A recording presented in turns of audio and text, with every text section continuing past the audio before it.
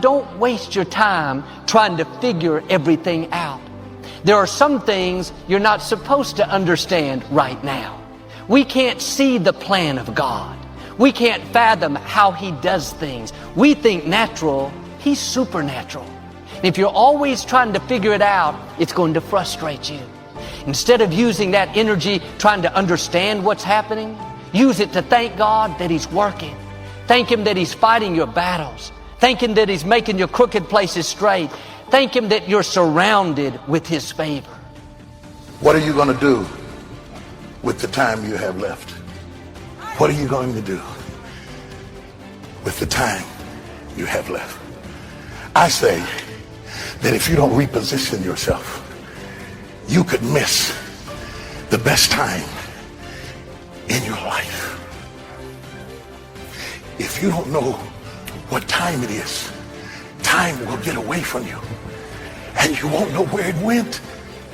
The worst thing in life is not money getting away from you. It's not people getting away from you. It's time. Where did it go? I am my parents' age. My mother was sitting up talking with her sisters several years ago, and they were sitting up and they were drinking some coffee. And they said, "Girl, where are all the old people?" Said, "Where's Miss Susie and Miss Helen and Miss Reggie Mae and all the old people?" And I was sitting over there thinking, y'all are the old people now.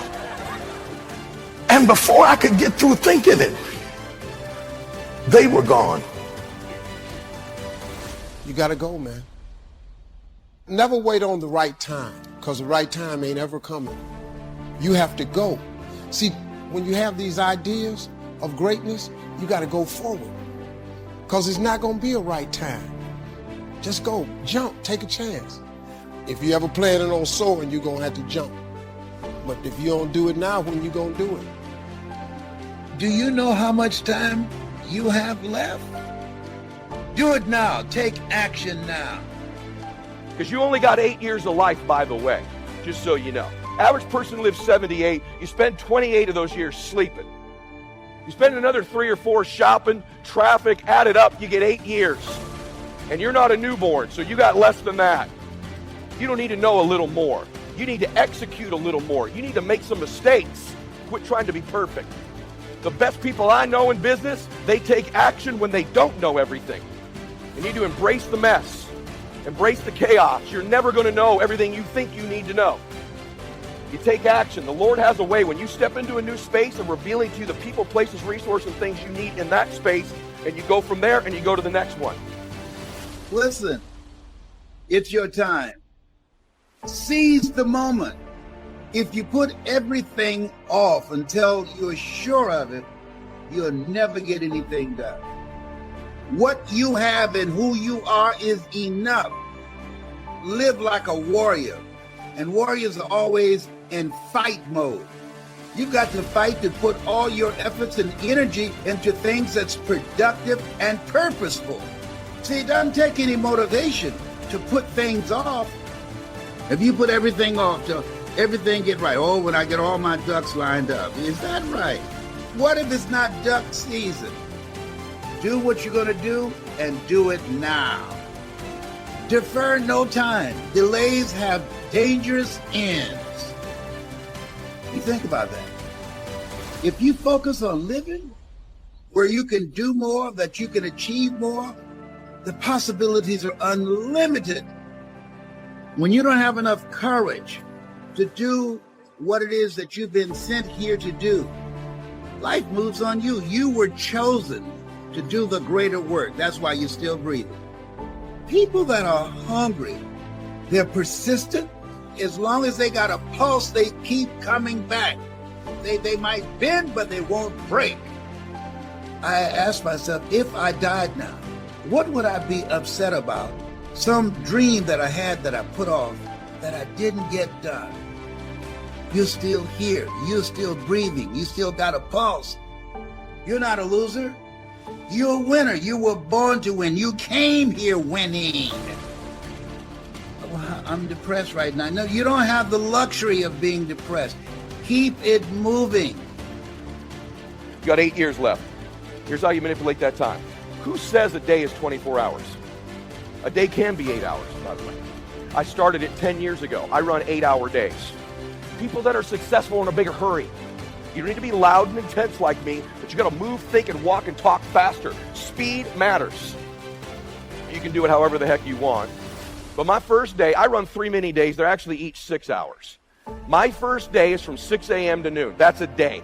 So many years ago, I went, my day is 6 a.m. to noon. I'm trying to run a whole day schedule of calls, appointments, contacts, meetings, emails, whatever it is, from 6 a.m. to noon. Day 2 starts from noon to 6. My third day is from 6 p.m. until midnight. I get 3 days a day. I calibrate time that way. I look at time that way. I execute that way. I crush you. In today's world, the speed of internet, contacts, and you're going to compete against someone like me, you better start running mini days. You need to really start to calibrate time the way I just told you. And so some of you are going to be at your job for the first 2 days. You've got a brand new day when you leave there, and you're 6 p.m. to noon. If you're going to be a real entrepreneur, you bend time. It's a little psycho, but it's what I have. If you really want to win, you really want to be very wealthy, here's what I get. By the time you've run 2 days, I've had 6. Now stack up a month. Stack up 10 years. That's the difference. Knowledge equals execution and speed. We are living in a generation of the dumbing down of ideas. We have traded effectiveness for busyness. We are busier than any other generation we have seen in the last 300 to 400 years. And we think because we're busy, we're effective. Ask yourself, are you really being effective? Or is your life cluttered with all kinds of stuff that demands you and drains you and stops you from being your highest and best self? And are you substituting busyness from being effective? Let me tell you, a bunch of scientists got together. They began to do some research that the average person only spends 20% of their time doing the thing that they are really passionate about, excited to do, and the rest of it is all the dismal, dumb stuff that we all have to do in order to survive. Wonder what would happen if we would switch those numbers around and only give 20% of our time to the things that we have to do and 80% of our time to the thing that we were created to do. Think about it a minute. There's a lot of things you could take from me and I could make it. You could take my suit, I got another one. You could take my house, I could get another house. But when you take my time, you have taken something from me that is totally irreplaceable. Time is more valuable than money. You can get more money, but unfortunately you can't get more time. I wouldn't waste one of my days, not for anybody, not for anything. Once I understood how valuable they were, I don't waste any. We know how to manage our money. We know how to repair our houses. We do everything except the most important thing is to value our time. It takes time to be creative. If you had time, you would be creative. But in the absence of time and with busyness and clutter, it's taking you away from what you are gifted and creative to do. We have an opportunity to learn how to maximize our lives. And think of yourself as a precious commodity that you are going to reserve your energy for your highest and best use. If you are doing anything that somebody else in your life could do, you are not reserving yourself for your highest and best use. You're missing your life, your purpose, your excitement, your enthusiasm. Understand that every moment is a gift, every second is a gift, every opportunity is a gift, everybody you meet is a gift. Begin to maximize what you've got. You gotta rise up. You gotta make your dreams a reality and live a damn masterpiece. You gotta make a decision. What's the decision? What's the thing you came here for? The clock is ticking. When I die, let everybody know life don't owe me any change. Most of us take our talents, our abilities, our skills to the graveyard. Rob the cemetery of your ideas. How to go from where you are to where you want to go. How to go from pennies to treasure. Be like a sponge. Don't miss anything. Most people are just trying to get through the day. Here's what I want you to be committed to do. Learn to get from the day. What a difference that'll make in your future. Commit yourself to learning.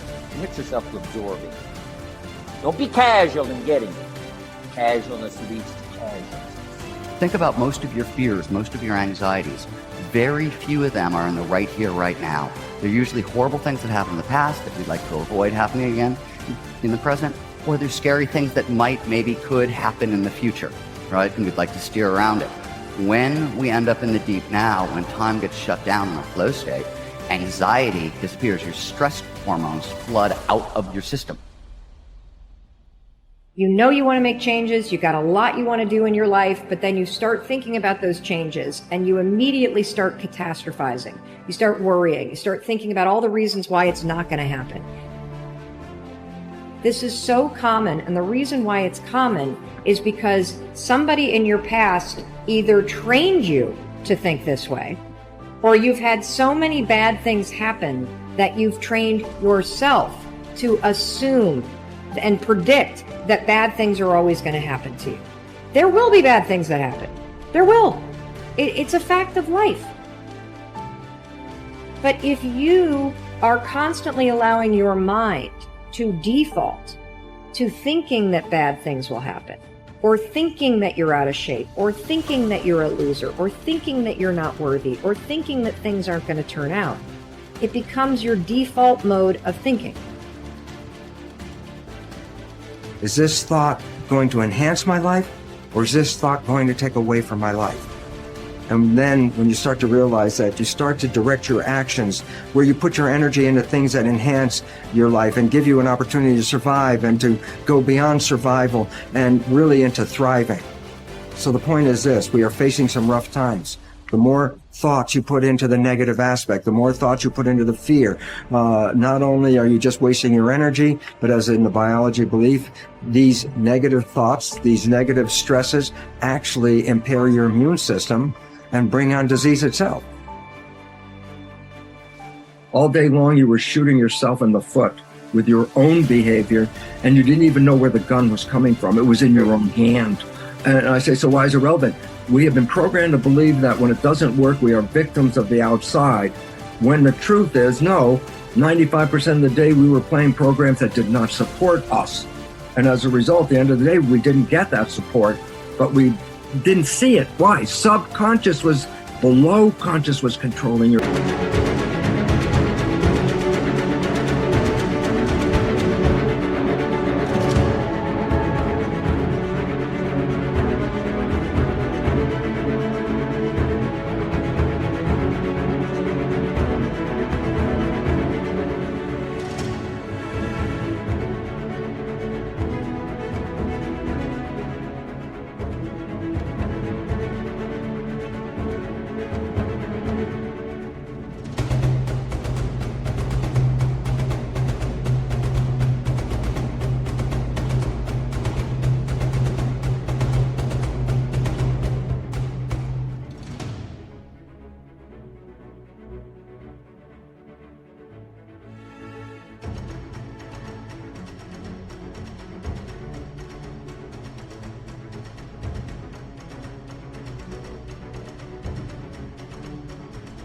life. If you want to change your personal reality, if you want to change something about your life, you got to change. And so the process of change then becomes the fundamental process of going from some person that's familiar and known to you and stepping out and beginning to make different choices and to begin thinking differently and begin to behave differently and speak differently and feel differently. And if you start thinking, acting, and feeling differently, our research shows without a doubt you're going to have dramatic changes in your biology. And if you do it enough times, you're going to become someone else. So there's this governor on our lives, and it is a governor, and it's your identity. It's this internal, it's what you think you're worth. It's what you think you deserve.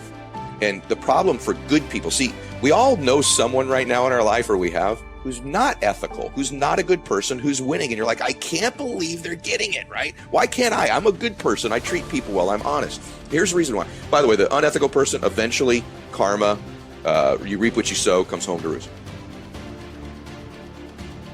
A good person in any endeavor will only take from it what they think they deserve, what they think they're worth. In other words, if there was a pizza here, you're a good person. You don't take all 12 pieces. Right. A good person thinks there should be an equitable distribution. Yeah, I'm a little bigger, so I might take 7 or 8. You know, and I would arm wrestle you for it. You would beat me. I don't know about that. You're a moose. But long story short, what is that a good person will not take more from the table of life than they think they're worth or they think they deserve. And so you have this governor on your identity. So what happens is it's like a thermostat. Our lives get going. We start doing really well. If we're a 75 degreeer, and our life gets to 85 and 90 degrees, unconsciously we go, we don't know we're doing it. The reverse is also true. When things start to go really bad and you're broke and you're struggling, you find a way to heat your life back up to what you think you're worth and you deserve. So the way we alter our life is, sure, we got to alter our behavior and our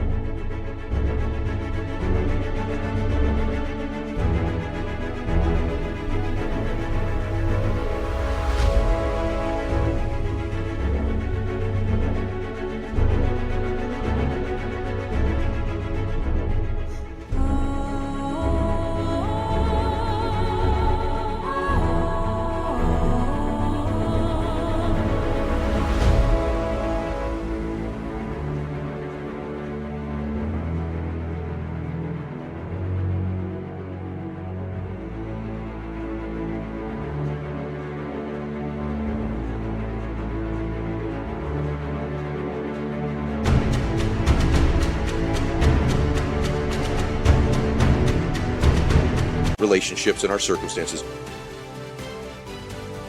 How do we alter it? A couple different ways. One is what you just said, is that you put yourself in circumstances that are demanding of you past what you think your capacity is, and when you succeed at them, you build a new water line. You do. You throw yourself out there past where you're comfortable, and you do an 85 degrees behavior, and you knock it out of the park, and you go, your brain starts to believe it. Repetitiously, when you start doing that, you build a new line. Now you're 85 degrees. If you're around people, and whatever that endeavor is, if it's a sport you're in, or if it's a business, or your faith, or your peace, if you begin to associate with people who live in that space at a higher temperature than you, through association, you get heated up. Yeah. And so if you're an athlete, for example, you're a 70-degree athlete, and you start training all the time with 85 and 90 degrees, your identity through osmosis goes up. If you're a person who's trying to improve their faith in their life or their personal peace about them, you all know this. You've seen it. When you start to hang around people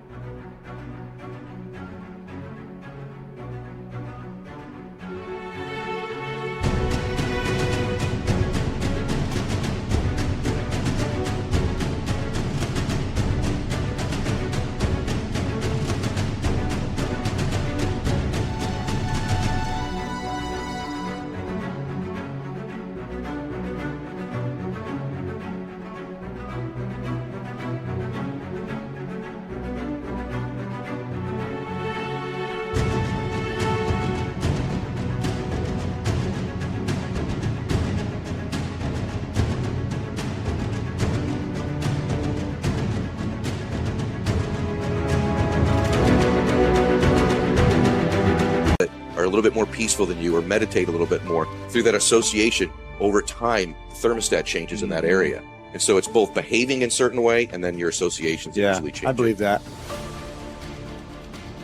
One of the most valuable exercises you can engage in to accomplish any goal you can set for yourself is to ask yourself, what is my limiting step? What is the one factor that determines the speed at which I achieve my goal, or whether I achieve it at all? Your ability to identify your limiting step is one of the best demonstrations of your intelligence. Your capacity to eliminate this limiting step is one of the best demonstrations of your overall competence in achieving anything you want.